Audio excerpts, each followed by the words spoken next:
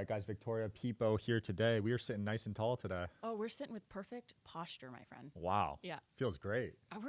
How do we look? I look good. You look good too. I think we're looking fantastic. Yeah, I'm usually slouched to like the bottom of the table, so. I think that means we're going to have a good conversation. Yeah, it's going to be great. We got a lot to talk about. Yeah, we really Yeah, do. a lot going on with aliens right now, right? Oh, like so much is going on with access, with people having experiences on their own. There's a lot that's happening. I feel like there's a lot of misdirection too.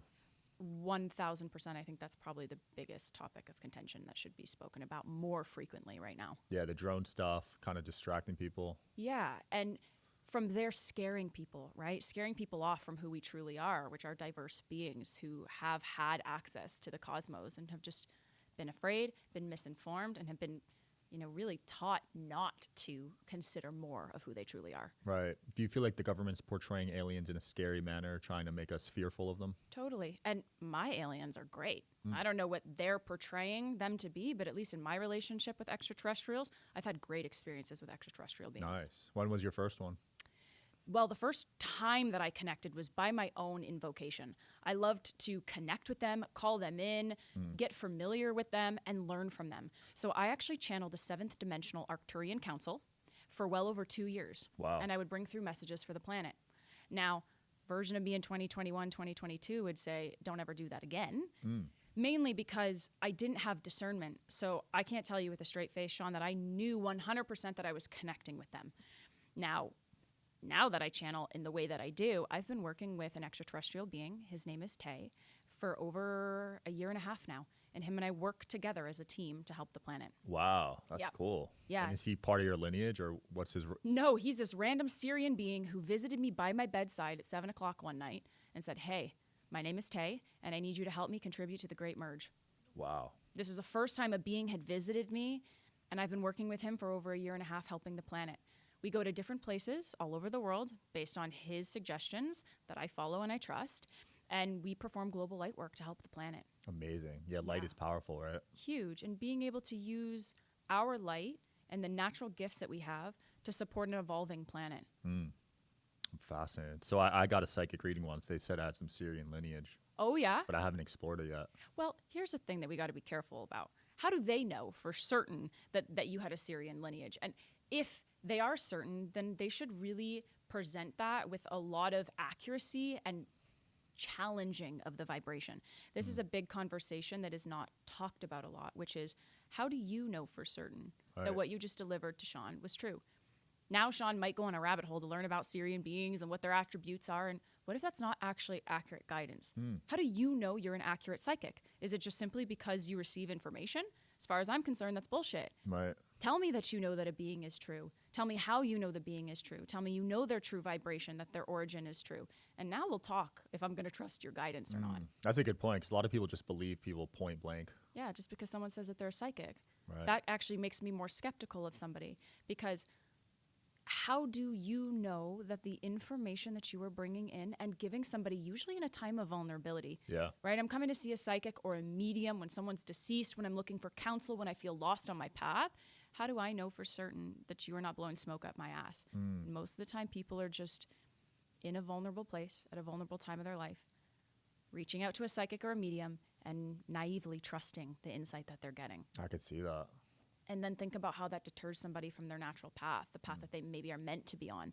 This happened to me once. I had an Akashic reader who told me, at the time I had multiple entity attachments, so I had already known that I had some demonic activity happening in my energy, and she told me that I should call in the demon. She said, you should call him in, because you made him, is what she said. You made this demon because you hate yourself. Whoa. And if you want, you can go ahead and meditate and get into a deep state of trance and call him in. And my body was like, that doesn't sound right to me. To call in a demon that I created because I hate myself, that feels like false guidance. I'd never had or felt that before.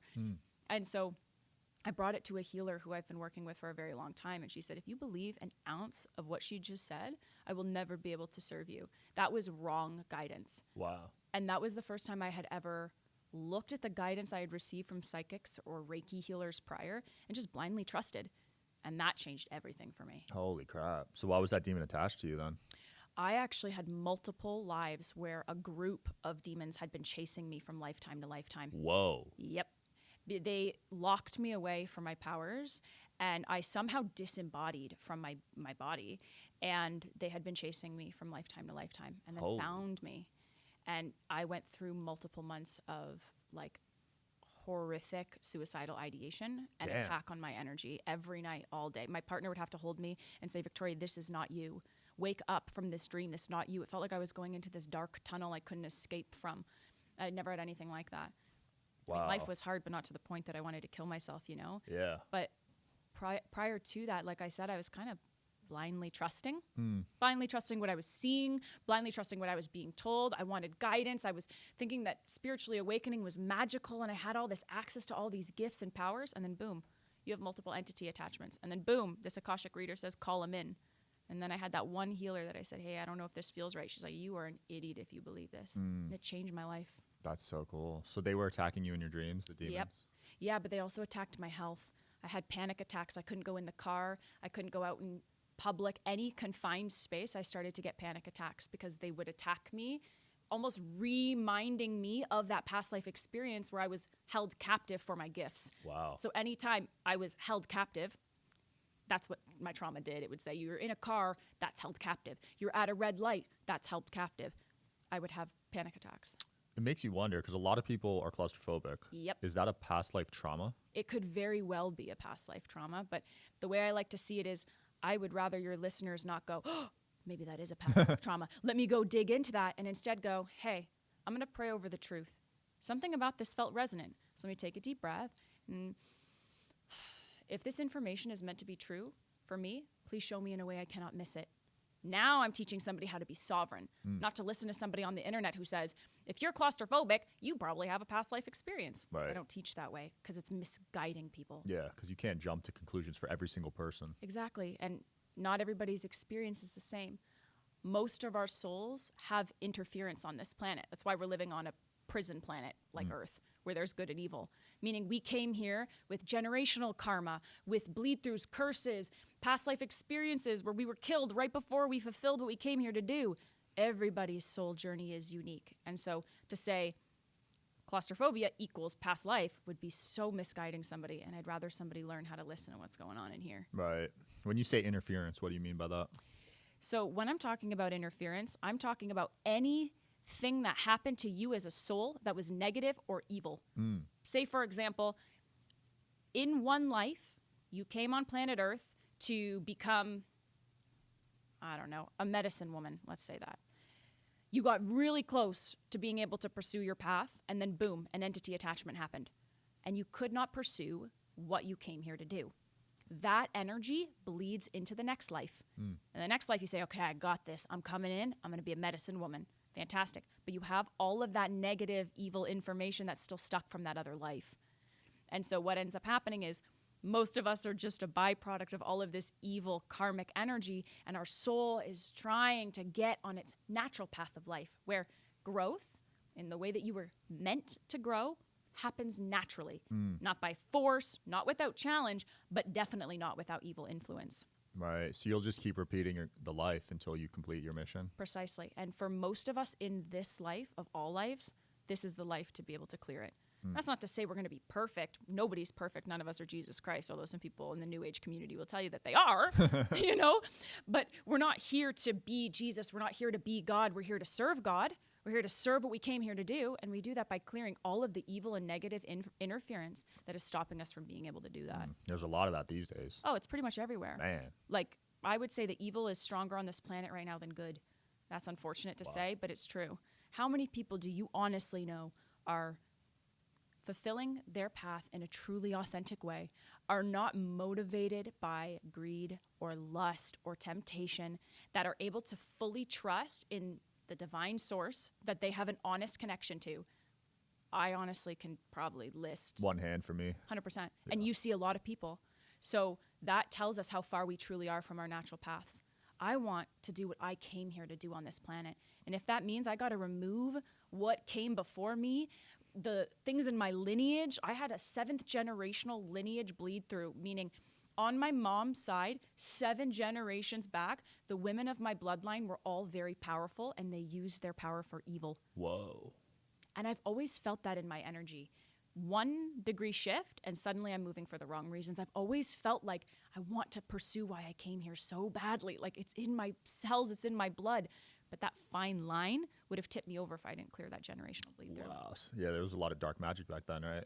And even now, that's what I'm saying. You have to be mindful of who you are allowing into your energy, who you're allowing to give counsel to you. And if they're not reminding you of your sovereignty and instead they're keeping you in this rabbit hole of needing more information so you can keep healing, you're not going to evolve. And now you're in the definition of the matrix. Yeah, a lot of people are in that. 100%. And so I want to encourage people to see that all the information they truly need is within them, and life feels different. Your gifts will grow beyond anything you could ever imagine when you're not forcing your will into everything. Agreed. That's the trap. I think social media is great overall, but it really desensitizes people. Yep. I mean, I see death on mine. I see animals getting hurt. I see naked women. Yep. You know, Kanye West the other day with his wife. Did you see that? Oh, when she was in the naked outfit? Yeah. Yeah. So that's, kids are seeing that, teenage boys and stuff, you know. And that's the trap, is we are awakening at such a quickened speed that our bodies cannot handle this much information. So what happens? We disassociate. Biggest issue we're seeing are people are not in their bodies. Really? Yeah, because nobody wants to feel everything that we're feeling. I don't know about you, but my feelings lately are so up and down. You never know what you're going to get. I'm up one day, I'm down the next day. All of this solar flare activity, all this high vibrational energy that's coming on this planet, it's hard for our bodies to integrate. Now you imagine that you're just constantly scrolling, taking in more information. You're putting yourself in situations where you're going to experience disease at some point because you're not in your body. Or 2, worst, you're not even in your body, so you are a prime stake for an entity. Now you have an entity attachment, or even worse, a possession. Sounds like you dealt with that. Well, that's what I do in my work. I've experienced it myself, as I've shared here, with multiple entity attachments, and now I remove them and destroy them for a living. Wow. Now that's a fun gig. That's crazy. Yeah. So you've ran into people that have actually been possessed? Yeah, I have. I had a client who would black out completely. Would not remember anything for hours and then come back into her body because she was being hijacked by multiple reptilian beings since birth. Whoa. Yep. This is what happens when you leave your conduit. You're not in your body. You're always out there, looking out there. You don't even know what's going on in your own field. And then you add in the fact that you're pursuing spirituality, where everything is about information, figure out who you are, why you're here. And you're on this dangled carrot of trying to get more and more, and so I can understand who I am. And when your body's out there, you know, this is when your body is taken. Yeah. Are you referencing like astral travel with that? Yeah, you got to be careful with astral travel, because if you don't have a grounding cord, then you've just left your body available for anybody. Precisely. And a lot of people, they'll meditate at night and they'll fall asleep.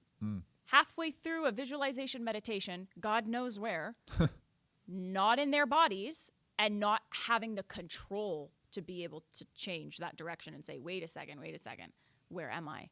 So yeah, a lot of times astral traveling, leaving the body, but it's mostly on a day-to-day basis. People who are just going through their days in habit, right, in desire, in hunger, and not being in their own present experience. That's the challenge. Even driving, I notice I dissociate sometimes. Totally. And it's normal to disassociate, but not to the degree that we cannot control what we're feeling. Yeah. Man, I'm with you, though. The past month, I've had some weird anxiety. It's been hitting different lately for me. It does. And when it comes in with a lot of pressure. This year specifically, it's called the Year of the Mother. When I channeled it, it's a Year of the Mother. It's a 9-year, a numerology 9-year. We are going to watch people who just randomly die. Really? We're going to watch people who just randomly get diseases out of nowhere. I've never seen so many young people, healthy people with disease like nothing I've ever seen. The reason is there's too much pressure in the energy that, like I was saying, people are not integrating, they're not slowing down, they're not finding balance in life to the point that everything becomes about awakening, ascending, awakening, ascending, awakening, ascending. And then their energy overloads. There's already been a few deaths this year that are super young. Oh, more to come. Wow. Because 9 is the end of a cycle. So 9 means that there will be endings, and whether that ending comes from you clearing a karmic cycle or your karmic cycle ending on Earth, there's going to be a lot more of that. That's scary. But we have to learn how to deal with the pressure and the energy that we're feeling from inside, right? I hear you. It's okay. You're safe. Not, how do I go get that somatic session so they can help me release the energy? And this isn't given a diss on people who do this type of work, but the New Age community is keeping us in positions of constantly being in our own matrix of healing, healing, healing, healing, healing. You can't heal and evolve at the same time. Yeah. So people are just, okay, somatic session, I have this. Oh, I have clogged energy. Let me go to this Reiki healer. Oh, I want to wake up, so let me do a Kundalini session. Where's the action and the evolution that's actually helping you move forward? Right. Get to the root cause. Get to the root cause and then grow a pair and move on. Right. That's the thing, is people are stuck healing, healing, healing, healing. Broke healer martyr. Broke healer who thinks that that's the holy grail. Broke healer who doesn't even know who they actually truly are, because it's just this perpetual loop. Yeah. Healing's important, but it's not everything, right?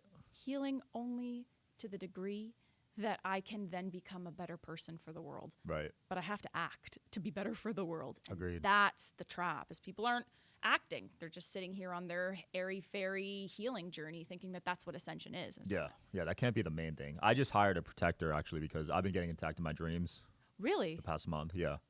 Huh. So I hired that because I can't be having nightmares. It's affecting my work if I'm not sleeping well. Absolutely. So it got to the point where it was affecting my livelihood.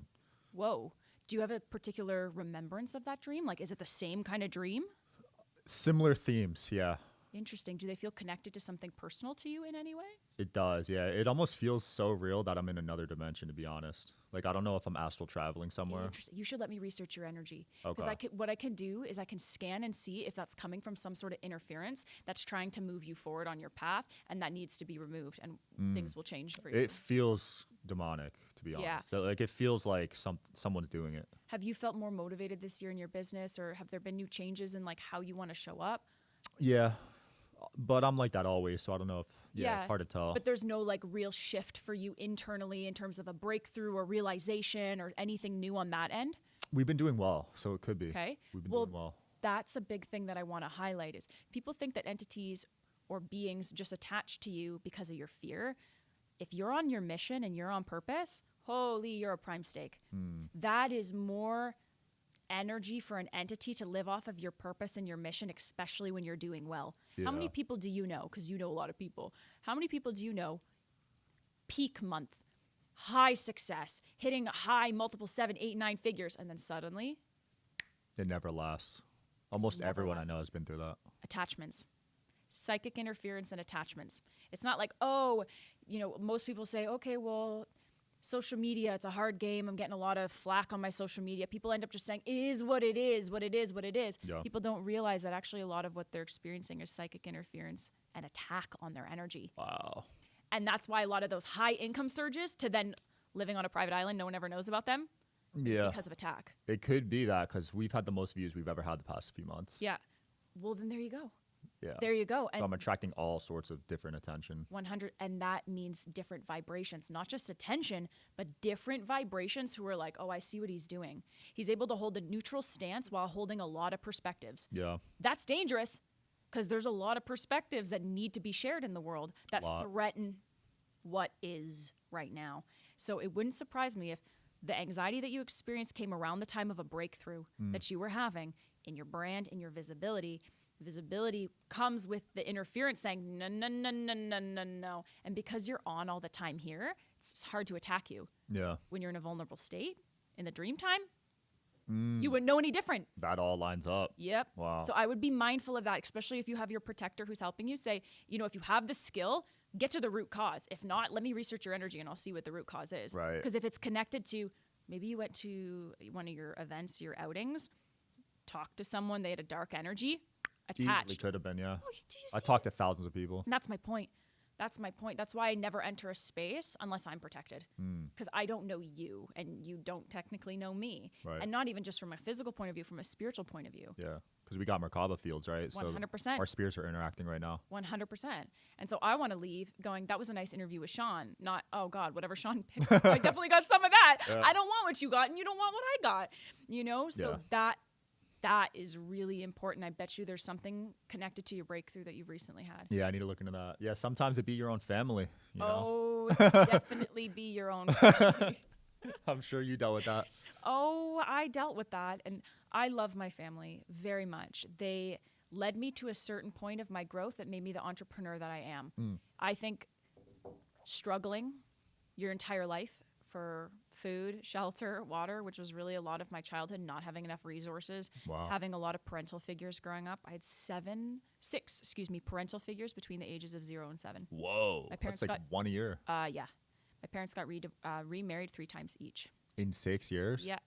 When Holy I'm crap. trying to learn what stability and safety and who my parents are. 90% of your brain is formed those ages. My thoughts, exactly. So my life was really assumed that people would always leave. But that meant that I would always stay. So this created this motivator in me, like I'm going to be the one that's going to do the thing Yeah. that's going to be out. So I was running on trauma response my whole life. The benefit of that is you can build a really great business from trauma. You can. Most people do. I did. Yeah. I got bullied hella growing up. Yeah, and that's probably why you're like, watch me turn the water to wine, my friends. Yeah. And then at some point it's like, ooh, well, now I'm actually like living my life for how other people perceive me so I can validate a part of me that doesn't totally Yeah. feel like I'm good enough without it. And then you cannot hit higher and higher levels of growth from there. You kind of have to stop at some point in your entrepreneurial journey, stop giving a fuck what people think about you. Agreed. If you want to hit higher and higher levels, for me, that's where my generational energy needed to stop. It was like, y'all help me be resilient, to turn water from wine, to do the best I could with what I had. But if I want more than what I could have ever dreamt of, something that has never been done before, now I need to color different than what you've given me. Agreed. And that's where the podcast changed my perspective on that. Yeah. Because I used to care a lot about what Tell other me people about thought. that. Like, how did... Well, I used to be scared to speak up. I used to care about how I was perceived. I Yeah. waited years before starting this because I was scared of how it would be But judged. did you have the dream before then? Like, how long Yeah. before you actually started? Huh. Well, I tried doing a podcast like 5 years ago. It failed. So I always Wow. wanted to do it. Huh. Yeah. So then you got back on the horse and you did it again. Yeah. So when was that moment for you where you were like, now I'm actually going to build this for me and I'm not going to care how people perceive me? I will say having a safety net financially Yeah. helped me get there. Yep. Because this is my means of living. So Yep. if I don't have something to fall back on, Totally. I think it'd be... Because then you're reacting emotionally on the Yes. podcast instead of just being, in the moment. That's a good point that you're bringing up too. And a lot of people who are doing good in the world, they, I know, you gotta have money to Yeah. make it, and you gotta put it down if you want to be able to grow. But then at some point, it's like, I don't want to keep doing this just to make money. I want a safety net so that it can almost invigorate my passion even more. So that I know when I go home, my family's taken care of. I'm not doing this just to make money. I'm doing this because I love talking. I Exactly. love communicating. I love serving. Yeah, because you don't want to be a sellout. You don't want to rely on No. other people to make a living, sponsors or whatever. Yeah, you don't want it to feel like I need to interview 5 people so I can make the guap. It's like, Yeah. no, I want to interview people I like, people that Exactly. make me feel like I'm accepted, and that makes me want to show up. Yeah. So that for me is huge because a lot of shows don't operate that way. Yeah, You I know? see that in you. I respect that about you. Yeah. And I also really like that your journey of having a journey where you were bullied for who you were, it almost makes you a better person now because you never want to treat people the way that you were treated. Interestingly enough, I was a bully. Really? Yeah, because I grew up in an abusive household. Whoa. And because I grew up in an abusive household where this man was beating my mom and causing a lot of harm to her, it made me rough around my edges. And because I didn't have a lot and my friends did, I grew up in a rich neighborhood, I wanted to be cool. So Yeah. I had to make up for something. Hashtag love those bullies. Like, my childhood was so traumatic that was my only way of being able to try to find control was over others. Wow. And it's an unfortunate journey that's how it manifested for a long time. But that, hurt people is very true. Right. It's interesting that you got bullied and I was a bully and now we're here being like, but look how we can meet each other here in love and say, hey, I know what it feels like to cause harm to somebody or hurt somebody because I was hurting behind the scenes. And that's what I've realized as I've gotten older because I used to have a lot of hatred towards bullies. Yeah, But you they're should. dealing with stuff. Yep. They're not just bullying you for no reason. No, they're bullying you because they're bullying themselves. Like, that's why. Yeah. I would come home, I'd wet my bed, I would wet the hamper I was hiding in because the man that my mom married lied to us. And then we found out that he was actually a crack addict and not. Whoa. Yeah, he lied about his career. My mom moved in because she needed financial support. And we found out he was a crack addict. Holy crap. And he would lock me and my sister in my bedroom and we would hide from him. Jesus. Yeah. And so, of course, it made me hard around my edges. It was like, this is what it's like to live. Like, this is not it. And then I would go out in the world and hurt people because deep down I was hurting. Yeah. Is that when you started dissociating around that time? Yeah, I actually found a big journey in art. I know a lot of people who struggle to fit in, find art in some way. Like, look what you're doing here. Like, this is your art. Right. This is your palette that you can create from whatever. For me, it was music.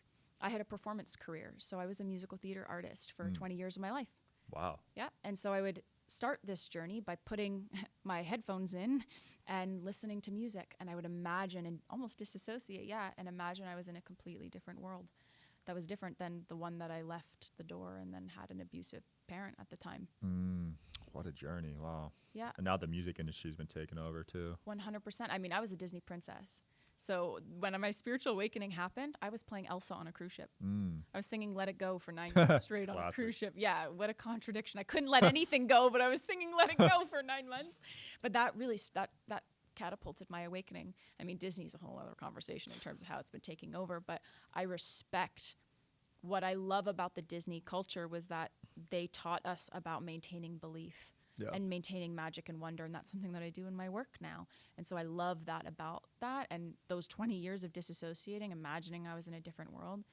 In many ways, it saved me, but it prepared me to be here with you and not feel like, oh my God, it's Sean Kelly. Like, I'm like, human to human, let's get real. Yeah, we got to get rid of that idolizing culture. It's dangerous. We totally do, because you're a human and I'm a human, and we're just trying to serve the world and make it a better place. Yeah, that fanboy stuff, it has to stop. Well, I'm sure you probably get it a lot. Yeah, but even celebrities don't like it. Like, it's annoying.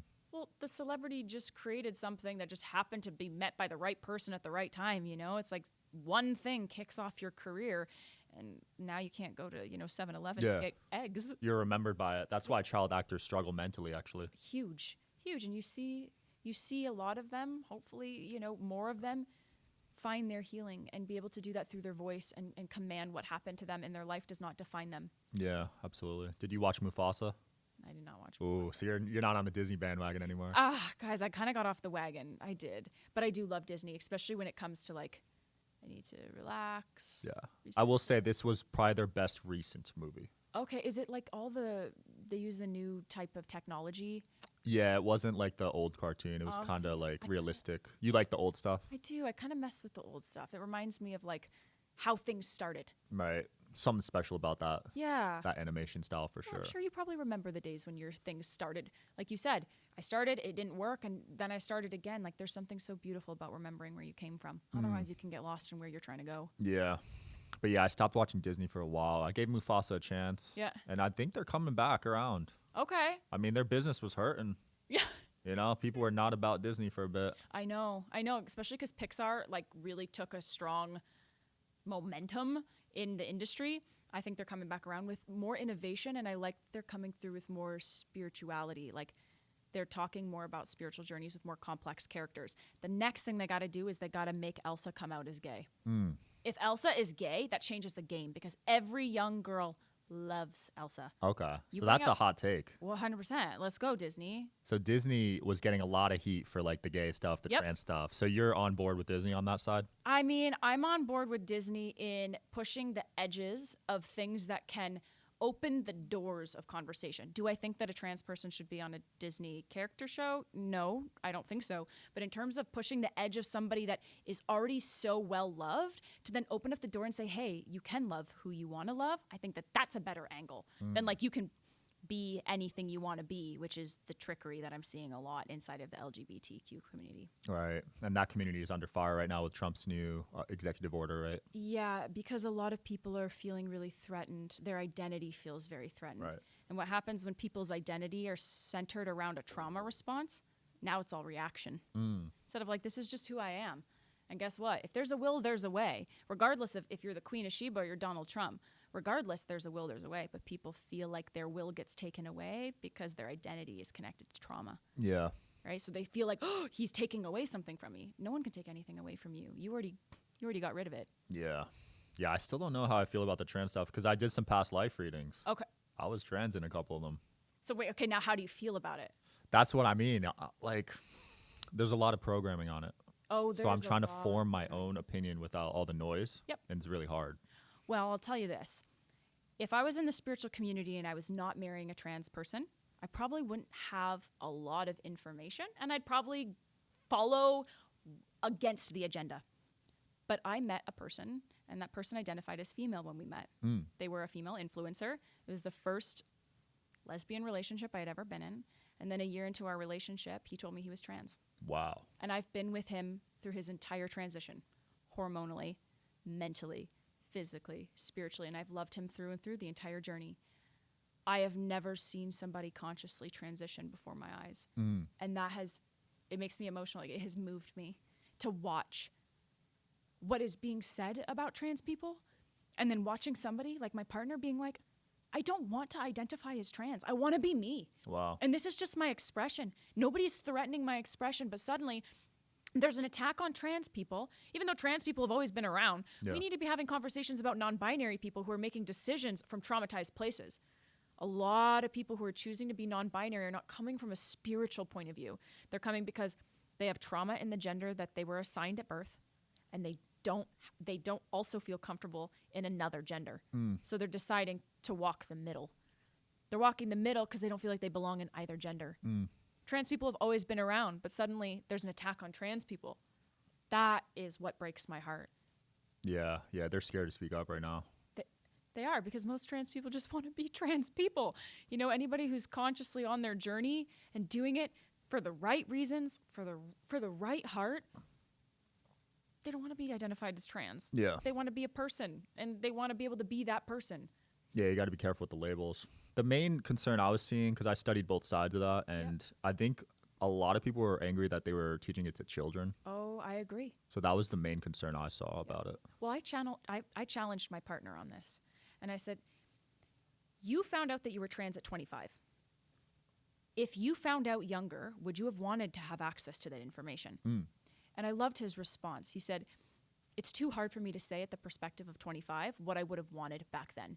Even though back then, it's very clear. He wanted to cut off his breasts at a young age because he didn't want to be like women. Wow. Who thinks like that? He wanted to get breast cancer so that he could remove his breasts. Whoa. Who thinks like that? Nobody.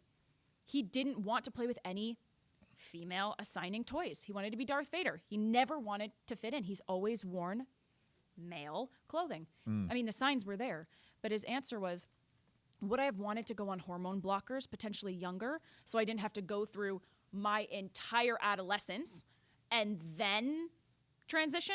Perhaps. It's a little bit harder for some people that way. But he said, I awakened when I did. And I'm at peace with that. And I don't think that we should be pushing hormone blockers or gender changes until, again, like I teach spirituality, until it comes to you. Because if it's meant for you, it'll come to you. Not, okay, I was 7 years old and I learned inside a class that we've got 17 genders. Like, that's not it, my guy. What is it? Something feels, I don't know, like I'm not solid in who I am. I don't know why that is. Well, let me go on a self-exploration journey. And then if you land at transgender, then you land at transgender. At least it came from the right place, not because society told you you can be whoever you want. Right. Biology will tell you who you are. And you can decide to present as a different gender. But what I love the most about my partner is he says, I am a biological female and I am a trans man. He's not pretending that he did not come into this earth as a biological female.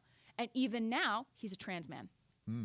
It's a different dialogue. It's going to trigger a lot of your audience, but we can pretend that that's not true, but I think we all know it is true. Yeah. And I really want to empower those, parents who have children who are curious about their gender or their son's, daughter's gender, and they're bringing up their concerns, or maybe any of your listeners who are actually considering a transition journey. It's like, what is the motivator? And do you need somebody else out there to threaten your identity? If so, then is your identity even solid to begin with? Good point. And can we all agree that there are male and female genders? Like, that is the gender. From here, you can express however you want to express. Make sure it's coming from the right place. Yeah. I remember growing up, I remember the Tom girls. They were cool.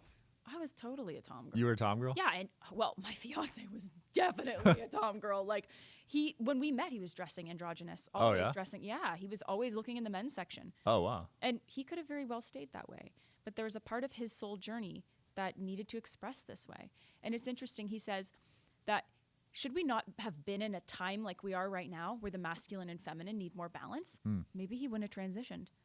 But he has perspective from being a biological female and having taken testosterone and transitioned, and what it's like to be a male in society, at least presenting in society. Yeah. So he has perspective in a way that no other polarity teacher can tell you unless they've actually experienced both expressions of this gender. Right. And so if we were in different times where the world wasn't evolving so rapidly, maybe he would have chosen a different path. Mm. And that's freedom to me. It's like everything that's happening in the world, it's happening in the world. You can be in the world, but not of the world. And he's not of the world. You know, he's like, that's happening in the world, but I'm still expressing myself as Hayden because that's where my soul is taking me. Yeah. Something changes, I'll be ready for it. That's deep. I love that. Do you see a lot of men ashamed to express their feminine energy? Yeah, I do. But I also see a lot of women, more so. I see a lot of women who feel that they need to be masculine. This was something I really struggled with. I felt like when I grew my business, and I grew my business from trauma, I needed everything to be a certain way. And I actually find, from my perspective, I see a lot of women who struggle to let go of that masculine energy. And then, of course, the reverse is a lot of men who struggle to welcome in that feminine energy. Right. I wonder what's causing that, because it seems pretty bad. Well, trauma plays a big role. What we learned was safe. What we learned wasn't safe. What we learned was okay. How we were condemned or appreciated for the certain spectrum of our emotions. Yeah. You know, for a lot of people, it's very multi-layered and it's multi-dimensional. But what I will say is acceptance is the key for all of it. Yeah. Acceptance is the key. It's like when I accepted that I was a hyper-masculine woman because I grew up in an environment that was really unsafe, then suddenly it was like, I'm not shaming myself anymore. Now how do I want to move forward? Yeah, it's interesting. Even when my father passed, I was holding back emotions. I didn't want to cry and let it loose. I was so conditioned to not express emotion, you know? Was there a shift for you in that? I started thinking, like, why am I reacting this way? Because I was not even wanting to cry in front of my fiance about it. Can So you release emotion now? Does it feel like something you're open to? It's better, but I Yeah. still can improve for sure. Well, I find, at least for myself, that having a safe container makes a world of difference. So when your fiance says, hey, I'm here for you, whatever you need, there's no judgment here. How do you want to process this? Now suddenly you're like, I think I'm going to be okay. You know, be able to come on here and cry in front of you, to be able to just go, that's my honest reaction. Right. And I'm okay because I feel like you're a safe environment. If I didn't think you were a safe environment, I might have been like, excuse me, can we pause this for a second? Like the environment of safety allows us to be able to be who we are. And Agreed. if that creates tears, great. If that doesn't, it's okay. Yeah, I think a lot of it's the way I grew up. Yeah. We did not show emotion. There you go. Like either parents. Yep. Very stoic, heart, tough love, I guess. Yeah. So I never expressed emotion growing up. Yeah. And my mom expressed everything but nothing. You know? Like she said everything but the thing she actually meant. Yeah. So it'd be a lot of stories, a lot of drama, but nothing was actually really based in reality. Wow. And I could see how that, you know, obviously created my performance career, and I did great. Yeah. I could play in these fantasies, these very strong women, and smash it. But then who was Victoria after? Identity crisis, right? Yeah. Yeah, I had that too. Yeah. And I'm still having an identity crisis. You know, I'm like still figuring out who I am, but I'm okay with that because I think that's the whole point. The moment you think you know, oh, God will show you that you know nothing. Oh, yeah, you'll get humbled. 100%. So I think the goal is to stay a humbled conduit, stay a student of life, and accept the path that is in front of you. And then naturally things will just, next thing you Agreed. know, you'll evolve. Yeah, every time I feel the ego creeping up, I'm like, all right, something bad's going to happen right now. Every time. Oh, and it's like almost instant now. The moment that my ego is like, I'm going to do this so I can, it's like, okay, well, you want that like 7 times as much backlash because you're about to have it. And it Yeah. happens every time. Every time. Every time. Yeah. Yeah, I got an avoidant attachment style, so that's something I've been working on. Oh, me too. Oh, you got that too? Oh, I got that too. My partner knows because I'll start to walk away from him, like really far away, and be like, I need space. Yeah. And there's something to be said about needing space to process emotion. But if I'm creating distance because I want closeness, which is usually what an avoidant does, I need space, I need space, I need space, but they're really saying, like, show me that I can be safe close. Then trying to like lean into that's been the work. Yeah. It's like, okay, I'm actually safe. I don't have to process this alone. This emotion is okay. And I'm going to allow myself to be, yes, sure. Okay. Yep. My fiance calls it my porcupine aura. I love Because it. I'll become like, don't touch me, you know? But if I can just, you know what? I'm marrying this person. Yeah. If I'm marrying this person, they're accepting me for who I am. let me just show him that I feel really uncomfortable here, or at least voice, oh, I feel really uncomfortable to meet you closer here. Yeah, that conversation's important. It's so important, especially if we're getting married. Yeah. I used to self-sabotage so many friendships every time I got too close with too. people. And it was like, why am I doing this? Yeah, I would expect that they would leave, Yeah. right? Expecting that they would leave. And Hayden, my fiance, is the first person that has ever shown me true love. I love it. Ever. And that was probably the hardest thing to accept. It's way easier to accept a hot, karmic guy that you break up with every once in a while, but you fuck real good. It's way easier to have that because everything is based in trauma. Yeah. So you're always on the edge of your seat. It's totally different when you're like, we can just sit here and like love each other. Yeah. And like morning breath and like challenges in our lives. We're okay. Whoa, my body's like, run. Like he's going to leave it sometime. Like it's totally different dialogue when you're like, I'm not going to continue to perpetuate this because I have somebody who's finally showing me what true love looks like. So beautiful. Yeah, when I was younger, my friends would always attract these toxic relationships. Yeah. And I'd be like, why are you doing that? But Were then I you realized. doing that too? No, I actually wasn't. Good for you. So even though you experienced an avoidant childhood, really, Yeah. you didn't create that in your relationship. Well, I was just so shy. I didn't even like know how to talk to girls. Yeah. You know, so I had very few relationships growing up. Okay. But anyways, they would attract these relationships, and I would always put the blame on the girl. Yeah. But now as I'm older, I'm like, wait, they needed to work on themselves. Yes. You know, because you're attracting what you Totally. what you are. Yeah. And what was odd to me is that when I attracted my partner, I didn't know that's who I was. I didn't think I was worthy of something like that. Wow. I didn't even know that that existed. Like I said, 6 parental figures between 0 and 7. Most of my relationships were karmic, based on attraction and lust, not authenticity and truth. When I met my partner, who's a secure attachment style, I call him a golden retriever because he's like honestly a golden retriever, kind, loving, thoughtful person with a secure mindset. It was disarming for me because I was not equipped to navigate something that wasn't karmic, but that was dharmic. That was souls coming together to meet God deeper in a union.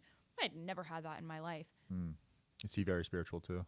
He actually, since his transition, he's been very quickly on his path. Wow. Yeah, and his journey has been more so working with frequency and manipulation. You'd actually love to chat with him. Manipulation vibrationally in the planet, and like with electricity. A lot about how EMF and radiation has totally screwed up our bodies on such a heightened level. Disease has been skyrocketing ever since, phone poles were created. And he's just, he's such a wonderful human being that has such a beautiful perspective about transness, about the agendas that are on this planet, and the depreciation of health and the real root cause of why they're happening. I love it. Is it true the vibration of the planet's being manipulated? Oh, 100%. Wow. Inside and out. At such high levels that if we're not in our bodies, we will just float off to the universe. Holy crap. One thing that came through last year when I was channeling it was that if you were not willing to face your mirror of yourself in 2024, you would disassociate. Damn. And I don't know about you, but how many people have you seen recently that are just like not okay? A lot. Like Just- Justin Bieber. Oh my God. Just like not okay, exactly. He looks like he's, Just 1 degree off. And that 1 degree has now turned into a completely different path. A lot of people are experiencing psychosis, spiritual psychosis at a high, high level because they've been attacked, didn't know they were being attacked, didn't know how to stay in their body, and now here we are. That's because they're intentionally lowering the vibration, right? Yeah, and also motivators right now are really desperate. People are really desperate to figure out how to navigate this energy because we're all kind of navigating it seemingly blindly, if you will, because we don't know what to do. Like, you had anxiety spouts that came out of nowhere. Yeah. They're so heightened. You're like, what the heck? Which hasn't happened to me in a while. That's I thought my I had it point. on lock, and then this started happening. That's my point. And I wonder how many of your listeners are having experiences that just don't make sense. A lot of it is vibrational manipulation from external entities, energies, beings, and groups that are trying to keep the vibration at a lower density. Not so that we ascend and like leave this planet, which a lot of people think that we're like ascending to 5D. Yeah. No, it's so that we can master this reality, therefore master our sovereignty. Yeah, I hear about that 3D to 5D. I don't know what's going on with that. Oh, I think it's hooey. Really? I think it's hooey because it puts people in positions of thinking that we are here on this planet to ascend to a vibration or a new earth that is not here. So everything is about obtaining more information, ascending their consciousness, raising their vibration, instead of just being here in their bodies and allowing natural timing to occur. Yeah. If we really look at history, every 100 years, something happened in the world. A war, a significant famine, some sort of challenge in the planet. There was always evolution. What makes us different? I've begged to see what the actual difference is in what we're experiencing from what evolution has shown us every century. Yeah. That changes the dialogue. If I'm not special and I'm just evolving, then what is this 5D stuff? This isn't to say that we're not accessing higher vibrations. We absolutely are. But we're doing it on a third dimensional planet. Yeah. We're doing it on planet Earth. And when we're on planet Earth, there's a war between good and evil. There's no amount of transcending your consciousness that is going to change reality. Just because you and I are here right now and we're not thinking about war doesn't mean that war isn't happening. Murderers are not happening. It's happening everywhere. It's happening everywhere. That people who are ODing on drugs are not happening. No, it's happening. What, are we all just going to ascend to 5D on a new Earth where there's no longer going to be garbage men because everyone's fulfilling their dharma? No, everybody has a role, and on this planet, there are going to be divide. We have to understand that division exists on this planet. It's the way this planet works, and our job is to be able to understand how these vibrations are commingling with each other, how they're at dissonance and resonance with each other, and master our own energy. Yeah. I'm seeing a lot of Christians saying Jesus is going to come soon, too. Oh, yeah, they really do think that Jesus They really is believe coming in this lifetime. Well, I think that there could be partial truth in this. But I also cannot tell you from 2025, the perspective of now, how many centuries before people thought Jesus was coming. True. Right? We could go back if you and I had access to every 100 years that came before, how many people thought the end was near? Is Jesus a metaphor for every century on Earth where there is evolution, which has always been the case of this planet? She is always evolving. And is he just a metaphor for us to see how to navigate these times every century? That changes the dialogue. It does. Because it's not like, the end is near, so let me just get rid of all my sins so that I can make it to the other side. It's like, no, I'm a human, therefore I'm a sinner. As long as I'm a human, I sin. Yeah. I have temptation. Why would I not use it in a positive way? Why would I not use the desire that I have, that God has given me, to serve passion and authenticity and motivation and purpose? It doesn't have to serve greed and gluttony. It can serve passion. Right. And based on that, then the dialogue becomes, well, is it really the end of time, or is it just the beginning of a new time? And that new time is what has always been every century.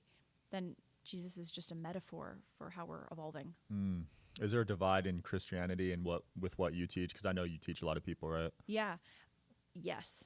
Because here's what I'm seeing in the New Age community. So New Age spirituality to me is like Kundalini activations, plant medicine, Reiki, crystals, tarot, any sort of divination that is connected to ascension with New Age technologies. The challenge with this particular community is it's all based in self-obsession. I'm going to set out a manifestation so I can create my reality so that I can manifest $100,000 this month. Yeah. But then when they don't, then it keeps them on a shame spiral.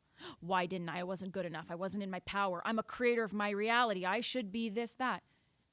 The issue with this community is that they're trying to play God. You can't play God and serve God at the same time. There is a God. We could all probably go into who we think this God is. For me, it's the I am. It's the I am that everything is. Yeah. This I am had a divine image for what my life looked like. That looks very different, being the image made in his image, than being him. People are trying to be God, and when you try to be God, you have no relationship with faith. Real faith, real God. So then in the Christian community, the challenge here is, they have no issue having a relationship with God and Jesus. I think it's beautiful. It's beautiful to have a relationship. The issue is they have no idea who they are. They close off all openings to who we truly are. Who we are as divine beings. What other beings are there? Their natural gifts, their connection to their psychic abilities, who they truly are, they've cut off because somewhere in the Bible it says, don't do any witchcraft. Right. Can we all just agree that Jesus was a psychic and move on now? He just touched somebody and healed. We're just not going to call that him being psychic? Oh, okay. So a pastor can stand up on a stage and say, Jesus brought me this message. what do you mean? He claircognizantly brought you a message. That means that you're psychic, my guy. Yeah, telepathy. 100%. Can we just agree? Can we get over that so that we can actually have the real conversation, which is the New Age community is self-obsessed. You cannot have a thriving, evolving life when you are always at the mercy of what you are broken in. And that's the challenge of the New Age community. With Christianity, they don't know who they are, so they're not actually evolving. And everything is about God and Jesus, God and Jesus, God and Jesus. It's not opening themselves up to truth, which is all that is. Yeah. So I believe that there's going to be an intersection point. I think it's happening this year. Maybe you've seen this. A lot of people who are super New Age who then like become Bible thumpers. And then people who are Bible thumpers who then go all the way to New Age and then they experience spiritual psychosis as a byproduct because they're too extreme. I think there's going to be a merging where it's like, I have a relationship with God, meaning I have a relationship with a higher power, a benevolent higher power who works in love and faith and truth. And then I also understand that I am a co-creator of this reality with this divine orchestrator. And I am setting intentions to serve my heart's desires and utilizing divination tools, should I choose, that support me in being able to gain more confirmation so I can keep following my intuition. I think there needs to be a merging of both. Yeah. Right? I know who I am, but I am not stuck in trying to control who I am. And I'm also understanding that I was made in the image of God. So I want to surrender my heart to what that actual natural order is supposed to be for my life. Yeah, I love that because I'm not Christian, but I do believe in God. Me too. And I'm not atheist. Yeah. So I don't even know what to label that, but that's what I am. Yeah, but that's it. You have a connection with a higher power and you're open to learning more about who you are. We need more of that. But people have such literal daddy issues with the word God because of all of the religious indoctrination that they don't want to use the word God. So they'll supplement universe or source or creator. And that's fine. Just acknowledge that that's also a trauma response because you're afraid to use the word God. And higher self. Totally. It's like, I'm connecting with my higher self. It's like, okay, well, I'll be over here using the real word that it is, which is God. And that's okay. But that's the challenge in those two communities is there has to be one self-power and understanding the power of oneself, but not to the point that it becomes self-obsession. And then source, yes, a connection with source, but not so much that you completely forego all of your self-power. Right. There has to be a merging between like, I am a powerful being who is on this planet to serve the image of what my life is meant to look like. I am surrendered and I am also consciously creating. Yeah. I know you're a channeler. How do you determine, like, there's so many channelers. I never know which ones to believe. You know what I mean? To be honest, I don't really believe many, if any, honestly. And it wasn't always that way. As you know, I was kind of a blind New Age person who was just open to anything. Yeah.